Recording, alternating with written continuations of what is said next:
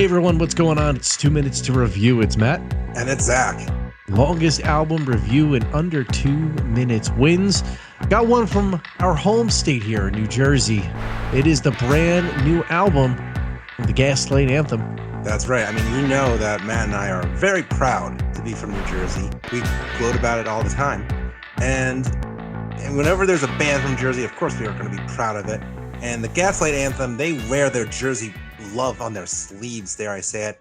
And this album's pretty special in that it's been 8 years since Gaslight Anthem actually announced that they were going on hiatus. And, you know, over the years, they would do some reunion shows to celebrate some anniversaries. But then last year, Brian Fallon announced, yep, Gaslight Anthem, we're going to not only come back as a full-time band, but also release a new album. And not only did they announced earlier this year that they were coming out with a new album called History Books, but they literally got fellow Jerseyans uber excited when the boss himself, Bruce Springsteen, appeared on the title track with Brian Fallon and Gaslight Anthem. I think it's especially that was a ooh yay kind of moment, not just because they're both from Jersey, but because can you do that again, please? Ooh yay! That's literally how all of Jersey went. You didn't hear? But I missed out on that one. You missed out on that. You missed out on the woohoo, yay. Literally, I mean, I think it got to the point that even Brian Fallon was like, okay, yes, we get it. I like Bruce, and I sound a little bit like Bruce. Enough of the comparisons, even though it didn't help that they literally kept releasing music that was clearly influenced by Bruce, and even collaborated with him live on stage for a few songs over the years. But in fact, again, going into a little bit of the history, you know, Brian Fallon even admitted that, like, what kind of inspired him to say, you know what, screw it, let's get Gaslight Anthem back full time, was during the pandemic. He kind of missed having his bandmates with him, and he had conversations with Bruce himself going, what do you think? Should I do it? And Bruce goes, well, if you write a song, let me hear it, and I'll put some vocals on it too. When the boss tells you to do something, you do it. And Brian Fallon delivered, and here we are with a new album from the Gaslight Anthem with Bruce himself on it. What else can you ask for, New Jerseyans? What else can you ask for? A review of the new album. Oh, that's not a bad idea. And before we do, though, a fellow shout out to a fellow New Jerseyan, Ed from Lucky 13 Beard Co. If you've never tried beer bombs or oils before, you're going to want to try them, especially with the guys at Lucky 13, because they have some of the best feeling and the best smelling beer bombs and oils that I've ever tried. And I've tried a bunch of them, and a lot of them are just kind of, you know, run of the mill. They're not so special. These guys, they really have a great product here, and they have a great smelling product too. I mean, some of them smell too perfumey, some of them smell not at all, and these guys just hit the nail on the head. If you're curious about trying them, may I suggest our beard oil that we have with them, the Lemmy. It smells reminiscent of, dare I say, Lemmy from Motorhead, bourbon, tobacco, cola, leather, all things that were Lemmy's favorites we've put into this beard oil, and it smells incredible. They knocked it out of the park. And we're going to give you 10% off of your entire order with the code EFP10 at checkout. So what you're going to want to do is go to Lucky13, beardco.com, put anything in your cart, use that code EFP10 at checkout, 10% off the entire order, Lucky13, beardco.com. And stick around for the end of this episode to learn how else you can support Matt and I so we can keep doing episodes like this. Matt. Zach. I know, I'm going to shock you, but I would like to go first. I know, you're shocked. I know. And so is everybody else listening. I know. Count me down. 3, 2, 1, go. So let's just get right to the point. If you ever wondered, what does Heartland rock sound like? Just listen to this album, History Books by the Gaslight Anthem. It really, from start to finish, and this is not a diss at all. It's literally a great example of what Heartland rock sounds like. I feel like I need to be in a dive bar in Jersey after working a hard day from 9 to 5 at some local factory, listening to this album. It's just got the same kind of grit and heart on your sleeve, punk rock, but with some, you know, acoustic influences that you expect from Brian Fallon and Gaslight Anthem. And I think what is kind of nice is that, as I mentioned before, this album is basically Brian Fallon finally going, you know what? Yeah, Yeah, I am heavily influenced by Bruce Springsteen, and screw it, I'm even going to have him on the album too. And it's not just with the lighter songs like Autumn or The Weatherman, but even the more fast-paced punk-infused rock songs like Spider Bites and Little Fires. You definitely feel the Bruce influence. And again, I'm so, whether if you love Bruce, you'll take that as a compliment. If you hate him, then you're not going to like it. Just fair warning. And it's the kind of album that even if you listen to the Killers' latest kind of direction that they're going musically, you can tell, like, all right, this is what they want to sound like. But I would even dare I say, I love the Killers. No other band like the Gaslight Anthem can do Heartland rock like them. And we have a time, and how are we going to put this week? We'll just go star rating out of 5. You couldn't think of, something fun like out of 5 Garden State? I was going to, because you mentioned Heartland rock, I was going to go for like the wheat top things, but I couldn't. That's fair. I couldn't think of what they're called. Out of 5 Taylor Hams, and yes, we just revealed that we're North Jersey boys. I'm going to give it 3. I'm going to be honest. I would be lying if I said that this captivated my attention from start to finish. But I appreciate that it is just the straightforward Heartland rock that you'd expect from Gaslight Anthem. I think that's just, won't even delve into it that much further until you give your review. I'll just leave it at that for right now. And with that in mind, Matt, are you ready? I am ready. You have a hungry heart for this? I feel guilty going into too many Bruce puns here. I mean, I'm sorry, but everybody's got a hungry heart. Yeah. 3, 2, 1, go. So, like Zach alluded to, the best picture I can paint of this album is those late 80s, early 90s Chevy commercials where they film the pickup trucks in the middle in the heartland of America.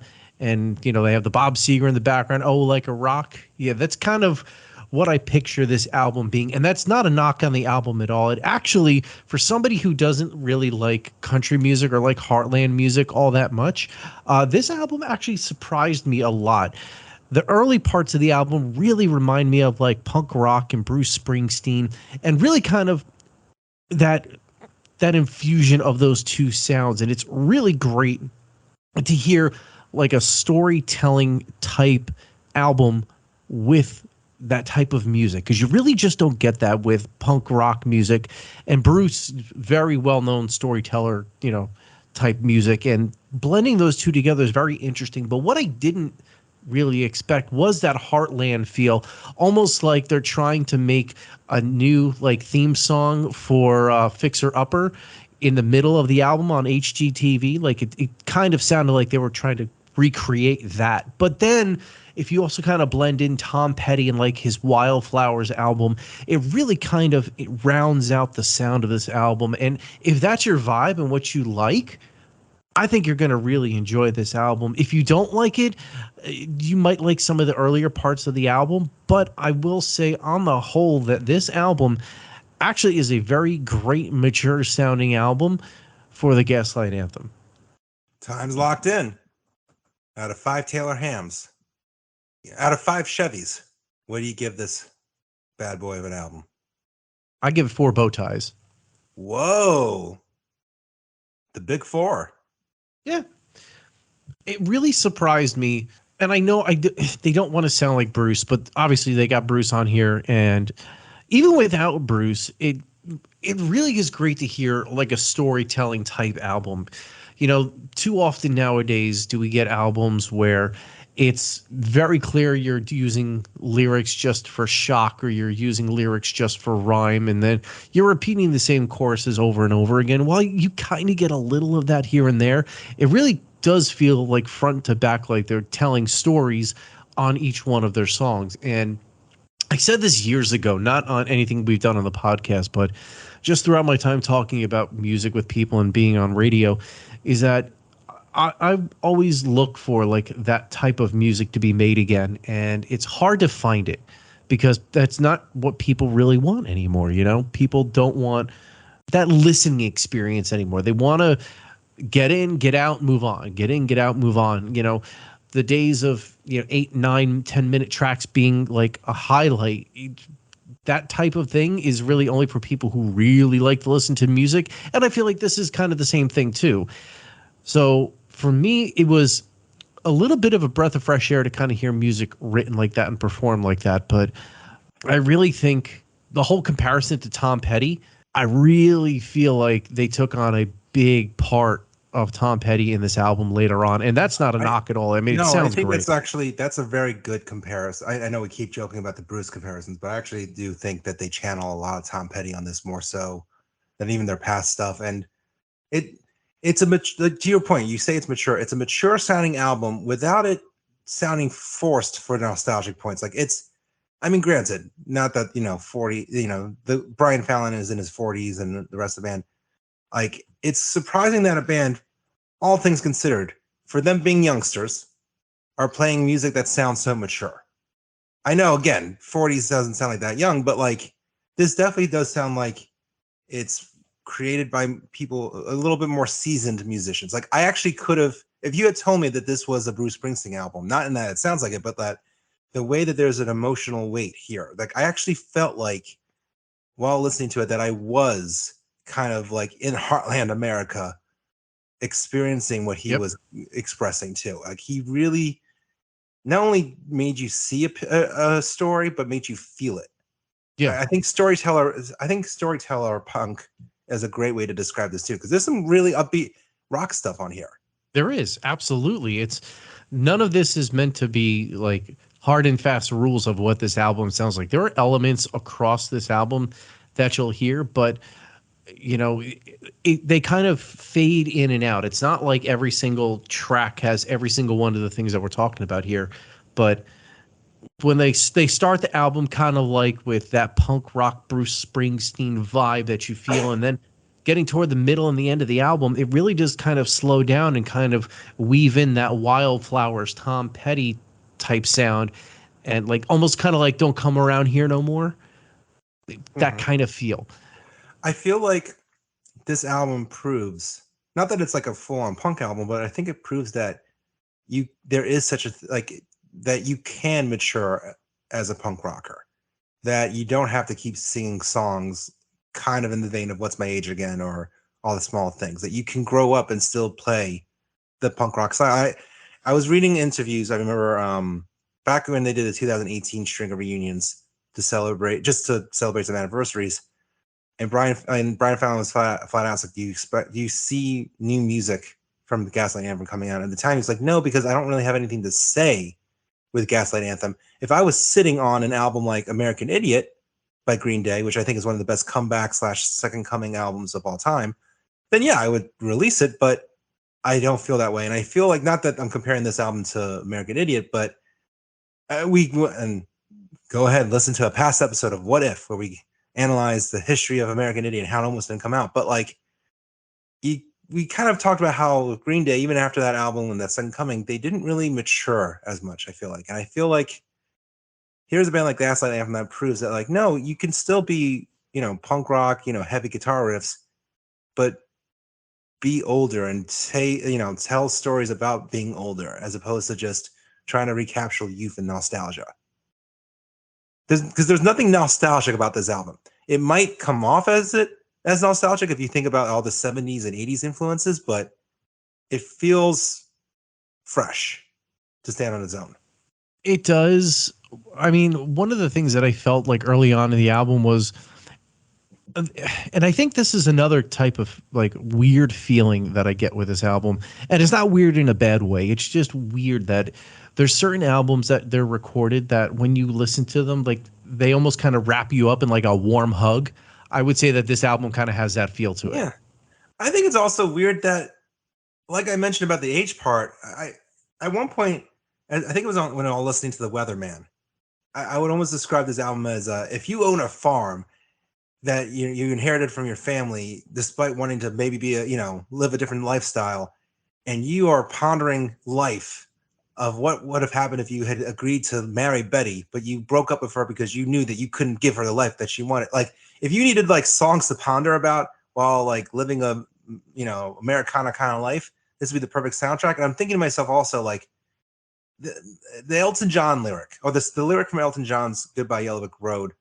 This boy is too young to be singing the blues. I'm always like, man, these guys are too young to be singing about this kind of heartbreak or these kind of lifestyle, like this life's lessons. Like, I get it. I know 40s, you experience a lot at that point, but it's kind of amazing how you feel like Brian Fallon has lived a life by listening to this album.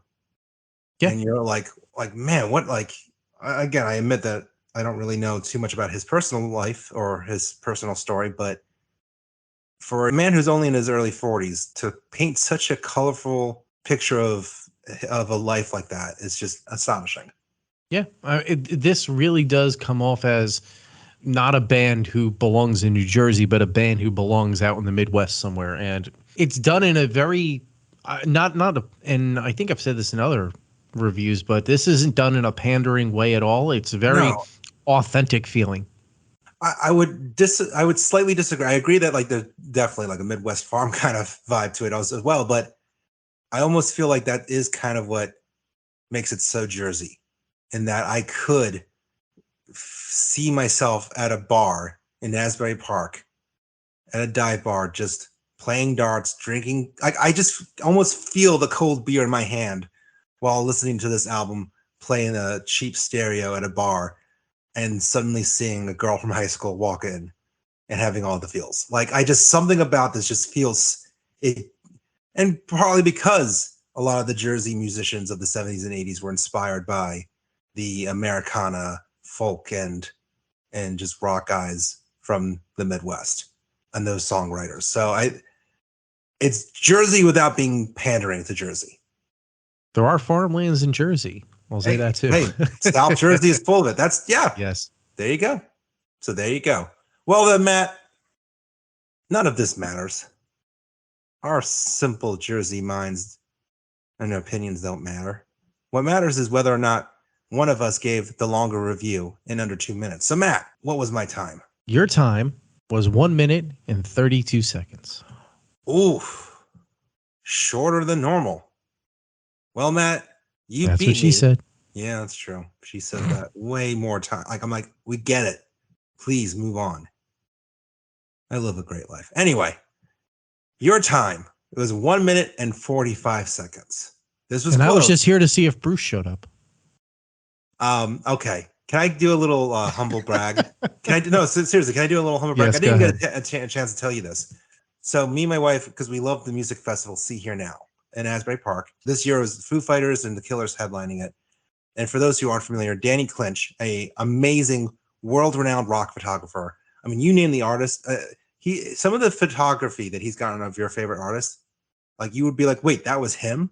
Iconic images of Tupac Shakur, of Foo Fighters, of Green Day. He's basically Bruce's go-to photographer for almost everything. Even the Foo Fighters use him for almost all the time. Legendary photographer, and he's the one that curates and hosts this festival in Asbury Park. So I'm about 10 or 20 feet away from the main stage, and I'm up against the railing, and we see Danny. I'm like, Danny, hi! And mind you, I've actually met him a few times and just roaming around Asbury Park because he's that cool. But I have this hat that I bought recently over the summer because I'm down in the Asbury Park area a lot over the summer with my family. And this one store sells this hat called I Hear Bruce Might Show Up. Well, they have a t-shirt version of it and a hat. And it just says in white text, I Hear Bruce Might Show Up. So now that hat has become my go-to whenever I go to a concert, that's what I wear now. So I wore that hat. And I'm like, Danny, look at my hat. And he always carries a camera with him. It doesn't matter. He's running a huge 2-day festival and he's still just taking pictures whenever he wants. He sees it. He comes up to me. He's like, oh, that's a cool hat. Hold on. Pulls out his camera and takes a picture of me. He took a picture of me with my hat. And then he proceeded to talk to me like, yeah, I don't think Bruce is coming this year. He's actually sick. And but I'm like, holy crap. Danny Clinch, a music staple. Someone who literally, we talked about Bamboozle Festival and the damage it's done to Jersey music scene. Danny Clinch really helped make Asbury Park a go-to music scene again, just by helping kind of bring a much better positive vibe to just the city and everything. But literally, I'm like, oh my God, Danny Clinch took a photo of me. He took a photo of me. And I'm just like waiting for him to share that photo on his socials. So Danny, if you're listening to this episode, please share the photo so that I can print it out and hang it on my wall next to my family photos. So sorry, humble Jersey brag. Danny Clinch took a photo of me.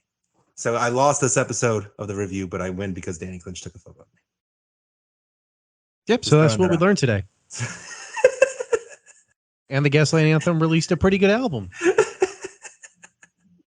So, Danny Clinch took a photo of Zach at a festival, and the Gaslight Anthem released a pretty good album. All is well in Jersey. Do you agree with our take on the Gaslight Anthem's new album, History Books? Not on Zach's head. Listen, I hear Bruce might show up. Anyway, I hear Bruce might show up on our socials, on Facebook, Twitter, Instagram. Oh, sorry, X, Instagram. If you're still using Threads, good for you. We're there too, I guess. At Epic Footnote. Let us know what you think of our opinions as well as what you think of the album. And also subscribe to our YouTube channel where you can hear more episodes like this. Some a little bit more Jersey, some a little less. Definitely a lot of music though. And once again, thank you to fellow Jersey man Ed from Lucky 13 Beard Co. Log on to lucky13beardco.com. All of the finest beard balms and oils the internet has to offer. And we're giving you 10% off of your entire order by using the code EFP10 at checkout. Anything that you want, including our beard oil, the Lemmy, bourbon, tobacco, cola, leather, put it in the cart. Get that 10% off. Lucky13beardco.com. Remember how I started to tease that you can, there's other ways you can help us so we can keep doing episodes like this? Well, if you go to the main link in our bio of any of those social media channels I just told you about, you'll find a link to our merch site where you can not only buy cool hats, coffee mugs, hoodies with our logo on it, but even some t-shirts that have a special Jersey-inspired design on it. Yeah, just go to our link, buy the shirt. Not only can it help just so we can keep making episodes like this, but it's a nice way to let your fellow friends know, hey, I listen to cool podcasts. Maybe if you even wear a shirt from us, Danny Clinch will just show up and take a photo of you wearing, oh, cool, a fellow Jersey podcast thing. I'm going to take a photo of you. I'm not promising it, but maybe you will. I'm just throwing it out there. I'm just saying, whatever. Thanks so much for listening, and we hope you join us for another episode real soon. Oh, Bruce didn't show up.